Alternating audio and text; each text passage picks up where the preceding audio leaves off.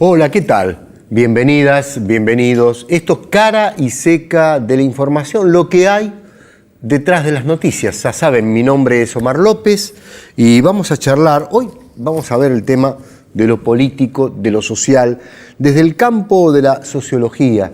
Está con nosotros Andrés Valdés Romano, él es sociólogo de nuestra querida UBA, y vamos a tratar de entender cómo son estas dinámicas sociales, culturales, lo que tiene como mecanismo de transformación, de mutación. Hace un tiempo, y se lo vamos a preguntar a Andrés, yo preguntaba, ¿cómo es esto de los cambios cíclicos? O sea, de haber vivido experiencias muy traumáticas con gobiernos que llegaron y pusieron patas para arriba al orden jurídico, el Estado de Derecho, quebraron la dinámica de la sociedad en cuanto a su posibilidad de seguir trabajando, de consumir, pero pasa un tiempo y vuelve a aparecer una propuesta idéntica y se vuelve a votar al mismo verdugo. ¿Qué pasa en la sociedad en cuanto a la memoria, al análisis crítico, a la corriente de los hechos sucedidos que se pierden en ese torbellino de incluso la memoria familiar, ¿no? Vamos a saludar a Andrés Valdés Romano, ¿les parece bien? ¿Cómo te va, Andrés? ¿Qué tal? Buenas tardes. ¿Tenés ganas de irte ya con esto? No. ¿Te quedás un rato? Sí, está bien. Es un tema, son muchos temas que tienen varias aristas históricas, culturales, políticas, sociales, de distinta índole. Es como que es complejo de entenderlo, de explicarlo, sin tener en cuenta quizás los orígenes de nuestra propia historia como sociedad argentina.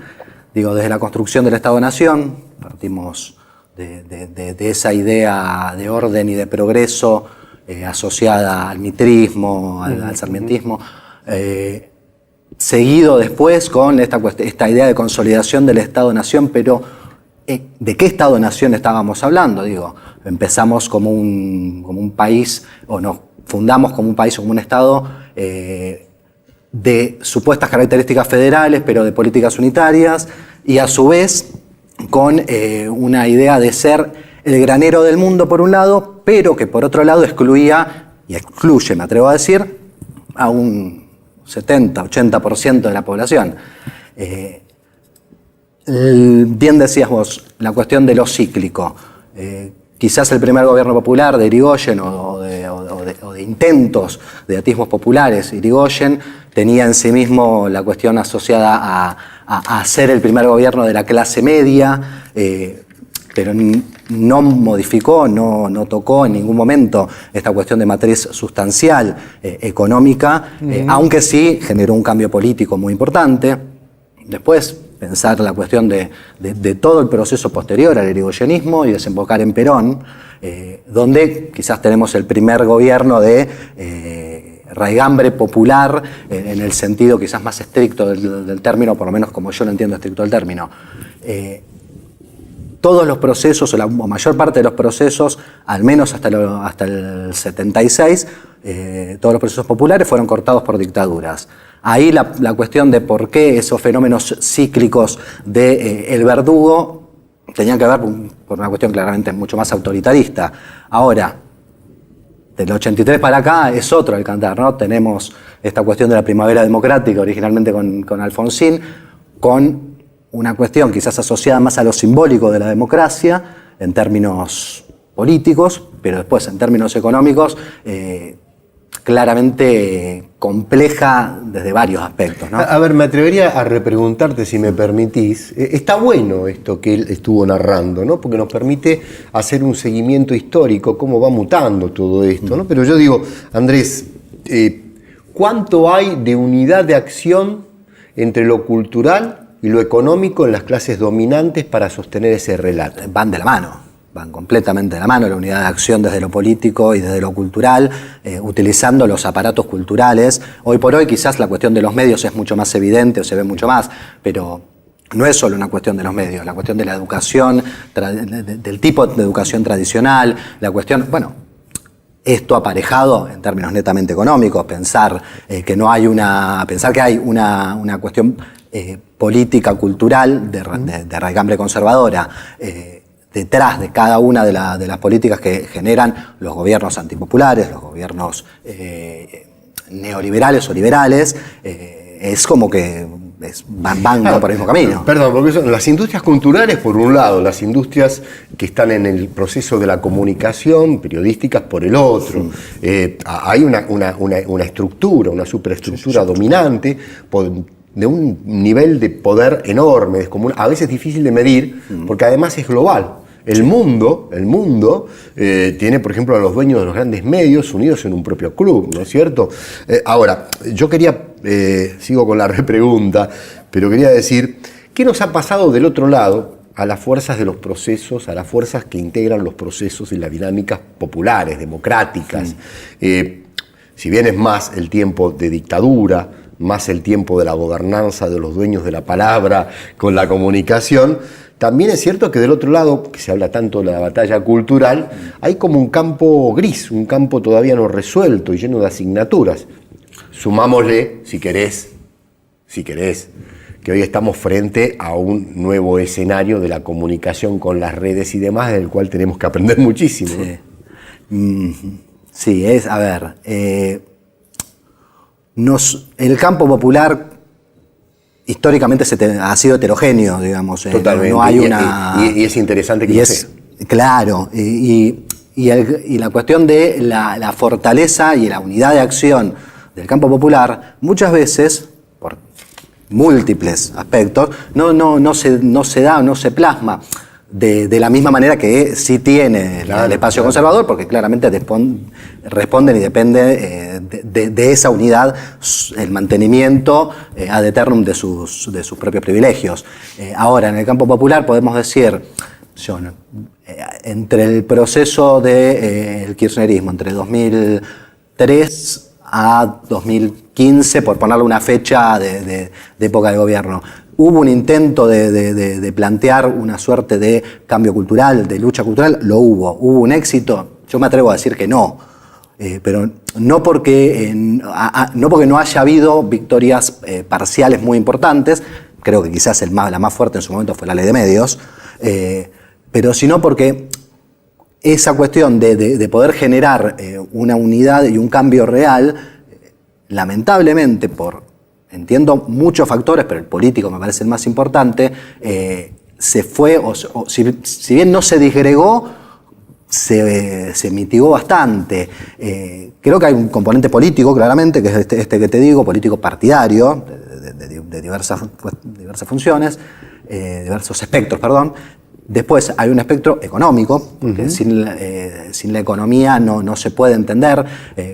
Hay una cuestión que por ahí en la academia es medio mala palabra decir, pero los fenómenos políticos, los fenómenos culturales, los fenómenos sociales y los fenómenos económicos en realidad son toda parte de lo mismo.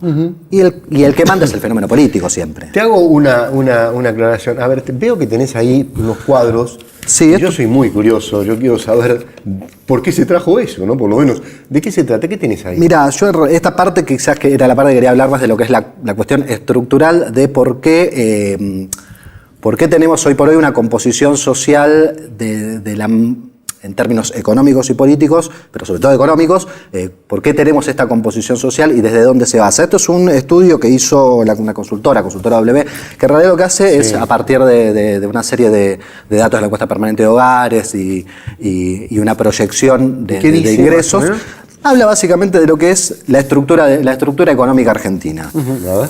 Si vos mirás abajo, hay una línea celeste que es la línea que marca la línea de pobreza. Correcto. Clase baja, superior. Clase baja, clase media baja. Y después vamos subiendo. La clase media y la clase media alta. Yo discrepo un poco, pero la clase media alta y la clase alta. Ahora, si nosotros nos consideramos, históricamente en Argentina se consideró culturalmente, en términos aspiracionales y en términos de pensarse como una sociedad de clase media, uno mira esto lo traje a modo de foto. Sí, total. Pero es algo que se viene dando hace bastante y que en los procesos de crisis económica deja un poco de pensarse tanto como que somos una sociedad de clase media. Pirámide social argentina. Yo lo voy a mostrar a las y los televidentes. a ver si lo pueden tomar, está buena la toma, porque nos permite ir comprendiendo un poquito más, ¿vale? Es como para detenerse en la lectura. Y si quieren vuelven a rebobinar después y lo vuelven a leer y así hasta entender. Digamos, detrás de estos números hay un laburo de campo hecho, ¿no es cierto? Sí. Y bueno, a ver, decime cuál es tu conclusión de este trabajo. Mira, este trabajo y otros laburos más, digo, yo estuve participando en una investigación para un libro hace un tiempo, si se me permite paso el Pero por favor. el chivo, digamos, laburé en una investigación cobrar? social para un libro de los hermanos Vicente y Hugo Muleiro, Sí. que el libro es La clase un cuarto, que tiene bastante que ver con esto. Yo hice el laburo de campo, digamos, de entrevistas Bien. y de laburo. ¿Qué tiene claramente que ver con esto? ¿Por qué nosotros históricamente nos pensamos como una sociedad de clase media y hoy por hoy quizás no es una sociedad de clase media, sino que es una sociedad o de clase un cuarto, como dicen en este momento los autores, o esta clase media no es tan consolidada como antes? Y esto también tiene que ver un poco con lo que hablábamos hace un ratito de la cuestión de los cambios culturales. Cuando vos tenés 20, 50, 70% de la población que está, no te digo que es pobre totalmente, pero que está muy cerca de la línea de pobreza y cuyas preocupaciones Lo que distan cambia. mucho de pensar en un cambio cultural, porque la verdad están pensando en comer. Totalmente. Y esto tampoco es académicamente correcto decirlo. Lamentablemente, cuando vos tenés una disgregación del tejido social de esta manera, hace que se complique esa cuestión de generar un cambio profundo. Andrés Valdés Romano, con él estamos hablando, sociólogo de la UBA. Es muy difícil pensar un cambio en esas condiciones, porque vos estás viendo cómo sobrevivís, estás viendo cómo vas a resolver el futuro inmediato al que no le encontrás salida. El peso, la angustia, es terrible, te paraliza de una manera, es como el terror, que te paraliza. Estamos viviendo una situación muy parecida. Estamos terminando, yo te agradezco y ojalá que puedas volver y vamos a hacer todo lo posible para que vuelvas. La pregunta, y vos vas a cerrar con tu respuesta, ¿cómo imaginás el futuro inmediato? Viene una elección muy importante, hay datos muy materiales, muy concretos, muy duros de la caída del gobierno, de la ruptura con una parte de la sociedad que bancaba este proyecto y del crecimiento frente a una decisión de unirse bajo todas las circunstancias de la oposición y en particular del peronismo. ¿Cómo ves la lectura de proximidad electoral en lo social? Mira, uno siempre creyó o tuvo la idea de que se vota muchas veces con el bolsillo. Lamentablemente muchas veces no se vota con el bolsillo porque este gobierno uno sabe a ciencia cierta que no ha hecho lo mejor sobre todo para los sectores populares, pero también para buena parte de la clase media. Soy bastante conservador respecto de qué va a pasar ahora. Sí, va a depender mucho de la unidad del campo popular, de la unidad del peronismo y otros sectores en un espacio que confluya y que un poco rompa esta dicotomía de lo que se ha llamado, o mal llamado a mi criterio, la grieta, de donde estás o en un lado o en el otro, esta cuestión maniquea de la política. Sí soy optimista en el hecho de que se está discutiendo política económica nuevamente, ya no alcanza con un globo o una cuestión de algo muy trivial para pensar no, hoy por hoy se discute política y la oposición discute política. En ese sentido, por eso soy un poco más optimista, pero todavía con reparos. Ojalá que esos reparos puedan ser quitados pronto, ¿no? Porque el tiempo urge. La sociedad necesita algo que modifique esta situación que se padece, que todos en realidad en general padecemos y que es muy traumática, pero sobre todas las cosas que quita la posibilidad de vivir, la posibilidad de acceder no solo al alimento básico, sino a un destino, a poder tener. ¿Vieron cuando ustedes salen a la ruta? Por ejemplo, que saben muy bien cómo va a manejarse todo ese camino, por dónde hay que ir, cómo hacer para llegar. Bueno, si de repente nos borraran todos los mapas, nos dejaran a ciegas, sería terrible, nos paralizaríamos y hasta podríamos llegar a morir. La situación de una parte de la sociedad es esa, la parálisis, porque es como que se borraron los mapas respecto a la certidumbre de futuro.